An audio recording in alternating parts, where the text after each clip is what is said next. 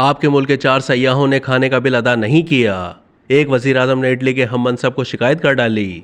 दोनों ममालिक में हंगामा बरपा।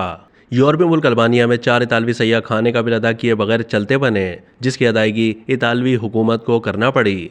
वैसे तो जहाँ भी कोई सयाह जाता है वो अपने बिल की अदायगी खुद करता है, चाहे वो बिल खाने के हों या रिहाइश के।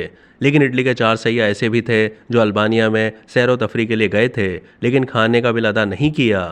मीडिया रिपोर्ट्स के मुताबिक ये वाकया अल्बानिया के शहर बरात के एक मकामी रेस्टोरेंट में पेश आया, जिसके बाद ये खबर दोनों मुल्कों के मीडिया की जीनत बन गई और बात इस कदर बढ़ गई कि अल्बानिया के वजीर आजम ने अपने मुल्क के दौरे पर मौजूद इटली की वजीर आजम से बात की। अल्बानिया के वजीर आजम ने एक अखबार को इंटरव्यू देते हुए बताया है कि इस हवाले से इटली की वजीर आजम से बातचीत हुई, जिसके बाद उन्होंने अपने सफ़ीर से कहा कि जाओ उन बेवकूफ़ों का बिल अदा करो। मीडिया रिपोर्ट्स के मुताबिक इसी हवाले से अल्बानिया में तैनात इटली के सफ़ीर ने भी तस्दीक की है कि उन्होंने सयाहों के बिल की अदायगी कर दी है, जिसकी कीमत 80 यूरो थी।